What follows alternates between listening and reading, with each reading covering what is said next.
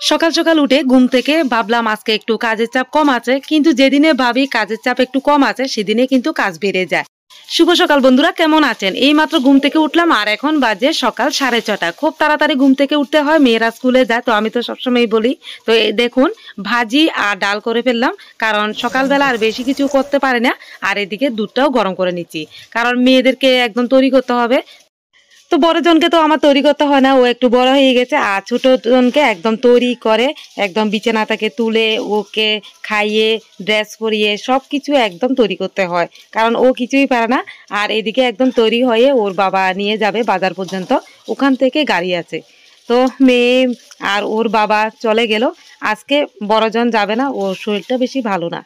এদিকে আমাদের লক্ষ্মীমা একদম ঘুম থেকে উঠে গেছে সকাল সকাল।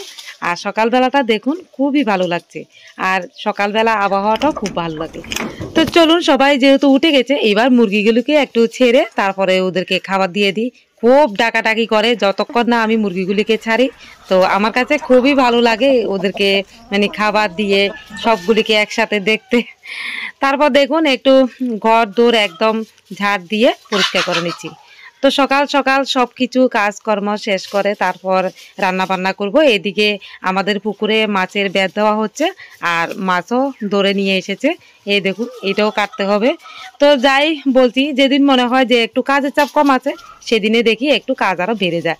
তো মাছ সব কিছু কেটে ধুয়ে রেখে তারপরে স্নান করে আসলাম। তো রান্নাটা তো করতে হবে। তো এখন বাজে 9:30। সব কিছু শেষ করে স্নান করে তারপরে আসলাম। রান্নাটাও খুব তাড়াতাড়ি করতে হবে, কারণ 10টার মধ্যে ওর বাবাকে বাদ দিয়ে দিতে হবে, কারণ ও স্কুলে যাবে। এই হলো ব্যাপার, মানে সারাটা দিন যেমন রুটিনের উপরে থাকতে হয় আমাকে। মানে আমি যে একটু টাইম নিয়ে আমার জন্য একটু টাইম বের করব, একটু বসে থাকবো, সেই সুযোগ আর যেমন হয় না। এই দেখুন মাছগুলিও ভেজে নিচ্ছি। তো অনেকদিন পর আবারও একটি ব্লগ ভিডিও নিয়ে আসলাম। তো আমি যেমন সময়ই পাই না ভিডিও মানে এডিট করতে দিতে। এদিকে দেখুন কথা বলতে বলতে আমার কিন্তু সব কিছু একদম তৈরি। তো আজকে পোস্ত বাটা দিয়ে মাছগুলি রান্না করব। আর এদিকে বেগুনও ভেজে নিচ্ছি, তো বেগুন দিয়েও একটা সবজি করব। তো বন্ধুরা, বেশি কিছু আর রান্না করতে পারবো না। সকালবেলা ডাল আর ভাজি করলাম, আর এখন মাছের ঝোল করব আর বেগুনের সবজি। তো আমার মতন কে কে আছেন এমন একদম রুটিনের উপর থাকতে হয়, একটু বলবেন। মনে হয় সব আমাদের মতন গৃহিণীরা একই অবস্থা। তো রান্না বান্না ঘরদোর গোছন তো আমরা করব না, কে করবে বলুন? তো সব তো এই মহিলাদেরই কাজ। তো এদিকে দেখুন মাছের ঝোলটাও মোটামুটি হয়ে আসছে। তো সবজি রান্নাও মোটামুটি শেষ। এবার রান্না বান্না সব কিছু শেষ করলে মনে হয় কাজ আজকে সারা দিনেরটা মোটামুটি শেষ হয়ে গেছে। এদিকে হাজবেন্ড একদম খেয়ে স্কুলে চলে গেল, আর এখন বাজে 3টা। তো আমার তো প্রতিদিনের রুটিন, আদ্রিজাকে আনতে হবে। তো চলে যাচ্ছি ওকে আনতে। তো চলুন আপনাদেরকেও নিয়ে যাই। এই দেখুন কথা বলতে বলতে কিন্তু আমি আদ্রিজাকে নিয়েও আসলাম।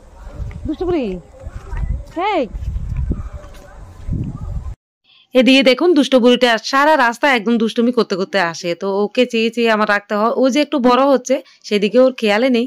এই দেখুন আমাদের রাস্তার অবস্থা। তো বৃষ্টিটা হয়ে গেলে মনে হয় কষ্টটা একটু দূর হবে। আর বাড়িতেও চলে আসলাম মোটামুটি।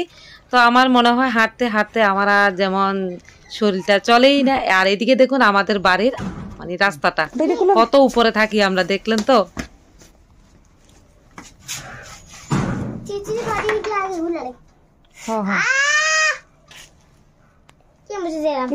নিচে রাখো, নিচে জুতাগুলি নিচে রাখো। তো বন্ধুরা, ব্লগটা এই পর্যন্ত। সবার কাছে কেমন লাগলো অবশ্যই জানাবেন সারাদিনের ব্লগটা। তো সবাই অনেক ভালো থাকুন, অনেক সুস্থ থাকুন। আবার